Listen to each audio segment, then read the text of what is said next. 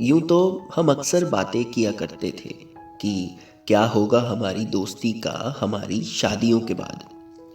What if उसके husband और मेरी बीवी को हम दोनों की ये दोस्ती नहीं भाई। वॉट इफ़ अपनी दोस्ती की वजह से हमारे घरों में हुई कोई लड़ाई। वॉट इफ़ हम एक दूसरे को वक्त नहीं दे पाए। वॉट इफ़ हमें कभी एक दूसरे को कहना पड़ा good bye. What if. Hey listeners, first of all, as I always say, like या dislike जो अच्छा लगे करो, बी बिंदास। पर पहले मुझे पूरा सुन तो लो, who knows आपको कुछ पसंद ही आ जाए। आज फिर से मैं बात करने वाला हूँ फ्रेंडशिप की। इसे आप टिल लेटा हुआ एट का प्रीक्वल बोल सकते हो। वैसे वो वीडियो अगर अब तक नहीं देखा है तो ऊपर आई बटन में उसका लिंक है, वहाँ से जाके देख सकते हो। एनीवेज, रिक्वेस्टिंग यू प्लीज़ इसे पूरा सुनना इम्पॉर्टेंटली, बिकॉज ये कोई फैंटेसी नहीं बल्कि एक किस्सा है, मेरी ज़िंदगी का एक बहुत प्यारा हिस्सा है। स्टोरी टेलर नहीं हूँ फिर भी कोशिश की है। आप कमेंट्स में बताना आपको कैसी लगी है, लॉल। एनीवेज, मैंने कहीं पढ़ा था कि some of the most beautiful love stories came from true friendships. मैं नहीं जानता कि प्यार की डेफिनेशन क्या है, मुझे नहीं पता कि वो क्या है जो प्यार को प्यार बनाता है। बाकी टर्म्स एंड कंडीशंस की तरह लव टीएनसीज को भी नहीं पढ़ा और I have read and accept पर क्लिक करके आगे बढ़ गए। वैसे मुझे तो ये तक नहीं पता कि ये प्यार है भी या नहीं, बस इतना जानता हूँ कि उसके साथ कंप्लीट फील करता हूँ। Because she is the one who pulled my childhood out, that too when I almost lost it. Because she is the one who makes me feel alive, that too when almost everything was killing me inside. Because she is the one who's always stand by my side, that too when I was about to lose myself. और उसका reaction कुछ ऐसा होता था कि तुझे खोना ही है ना तो चल साथ में खोते हैं, और हम खोए भी। मेरे लिए दोस्ती का मतलब हमेशा से वही था जो मैंने बुक्स और मूवीज़ में देखा था, that perfect kind of friendship. और वो डेफिनेशन इस कदर छप गई थी दिलो दिमाग पर कि बचपन से मेरा कभी कोई अच्छा दोस्त ही नहीं बना, क्योंकि लिखने वाला भी शायद इमोशंस में बहकर एक ऐसी काल्पनिक दोस्ती का उल्लेख कर बैठा था जिसका आज के ज़माने में मिल पाना इम्पॉसिबल सा लगता है। पर मैंने उम्मीद नहीं छोड़ी, और फिर एक दिन मेरी लाइफ में आया एक वायरस जिसने मुझे हमेशा के लिए करप्ट कर दिया। स्टार्टिंग की बात है, हमारी दोस्ती को कुछ 6 मंथ्स हुए होंगे। मेरा बर्थडे आने वाला था और हमेशा की ही तरह मैं अपने लिए कुछ खास एक्साइटेड नहीं था, because for me my birthday is as any other day of the year, nothing special, means no parties, no friends, no ढेर सारे विशेज़ एक्सेट्रा। हाँ, बस पिछले कुछ सालों से मैंने अपने इस रूखे बेजान से बर्थडे को ऑर्फन किड्स के साथ सेलिब्रेट करना स्टार्ट किया था, और बस एक यही एक्साइटिंग चीज़ होती थी मेरे बर्थडे पर। So I remember a few days before my birthday when she asked me about my plans, I told her the same. She said, parties तो ऐसा सच मैं भी नहीं करती, लेकिन कॉल्स बहुत आते हैं, रात के 12 बजे से लेकर अगला पूरा दिन और फिर रात को सोने तक। इवन कुछ लोग तो नेक्स्ट डे भी कॉल्स और मैसेजेस करके विश करते हैं।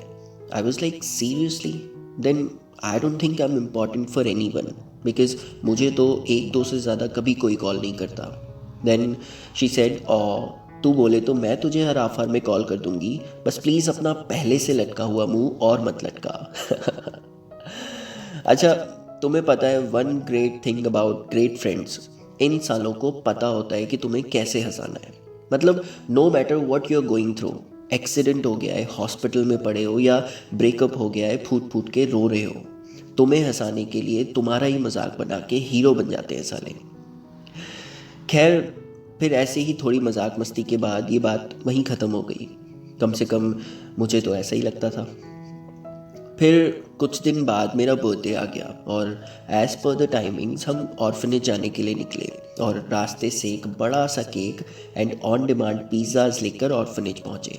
वहाँ बच्चों के साथ केक कट किया और कुछ धमाल मस्ती के बाद वहाँ से निकलकर मैंने अपनी उस दोस्त को मेट्रो स्टेशन ड्रॉप किया और मैं अपने घर की ओर जाने लगा। अब यहाँ तक एवरीथिंग वाज गोइंग नॉर्मल। मैं अभी रास्ते में ही था कि तभी मेरा फ़ोन बजा। मैंने कॉल पिक करके हेलो कहा। दूसरी तरफ से एक लड़की ने जवाब दिया, hello, am I talking with Akhil? I said, yes, speaking. She said, hello, Akhil. Wish you a very happy birthday, dear. I was like, okay, thank you. पर क्या मैं आपको जानता हूँ? She said, जान पहचान बाद में कर लेंगे यार, अभी आप अपना बर्थडे एंजॉय करो। Happy birthday once again, enjoy the day, bye. और कॉल कट हो गया। मैं अभी सोच ही रहा था कि ये कौन हो सकता है कि तभी मेरा फ़ोन फिर से बजा। मैंने कॉल पिक किया और इस बार there is one guy on the other side wished me happy birthday. And again when I asked do I know you, he said अभी अपना बर्थडे एंजॉय करो Akhil, and for now drive safe, will talk later, have fun. अब इससे पहले कि मैं कुछ बोलता he cut the call and I got shocked. साला इसको कैसे पता कि मैं ड्राइव कर रहा हूँ? वैसे घर पास ही था, सो आई थॉट घर जाके कॉल बैक करूँगा। अब मैं घर पहुंचा, कार पार्क की, इंजन ऑफ किया, अपना फ़ोन उठाया और कार का डोर खोला ही था कि तभी मेरा फ़ोन एक बार फिर से बजा। और इस बार जैसे ही मैंने कॉल पिक करके हेलो कहा, सामने से आवाज़ आई, happy birthday Akhil, I am sorry यार अगर तुझे डिस्टर्ब किया हो तो, I know it's your birthday, सबके कॉल्स आ रहे होंगे, ज़्यादा टाइम नहीं लूँगा तेरा, बस तुझे विश करना था एट्सेट्रा। तभी उसे बीच में इंटरप्ट करते हुए मैंने कहा, हाँ फाइन, थैंक यू, पर आप हो कौन? He said, I'm your best friend's college friend. She asked me to wish you. Anyways, happy birthday once again. Party hard, bro. I said, thanks man. Thank you so much. और अब मैं समझ गया था कि ये कौन है जिसकी मेहरबानी से आज अचानक मुझे इतने सारे बर्थडे विशेस मिल रहे हैं। दोपहर के लगभग 2 बजे से लेकर रात के 10:30 बजे तक मुझे more than 30 calls and approx 12 messages receive हुए, और ये रिकॉर्ड आज तक नहीं टूटा है। मुझे याद है दिन के आखिर में मैंने जब अपनी उस दोस्त से बात की तो उसने मुझे हैप्पी बर्थडे बोलने के बाद कहा, I hope this is the beginning of the best year ever. वैसे तो ये वो वक्त था जब मेरी आंखों में खुशी के आंसू और फेस पर एक बड़ी सी स्माइल होनी चाहिए थी, पर हियर इज़ अनदर क्लॉज। जब आप अपने सबसे अच्छे दोस्त के साथ होते हो ना, तब आपकी इजहार खुशी में हुए गालियों के इजाफे से पता चलता है कि आपकी खुशी का लेवल क्या है। हाँ, मैंने काफ़ी भर भर के जाहिर किया अपनी खुशी को। Now as earlier I said, मुझे नहीं पता कि ये प्यार है भी या नहीं, पर जो भी है मैं शेयर करना चाहता हूँ। अब क्योंकि वो मेरी इकलौती सबसे अच्छी दोस्त है, तो प्रॉब्लम ये है कि उसे बताऊँ कैसे, क्या फील करता हूँ उसके लिए ये समझाऊँ कैसे। प्यार हो न हो बेशक, पर दोस्त को खोना नहीं है, और रिजल्ट चाहे जो भी हो, पर रोना नहीं है।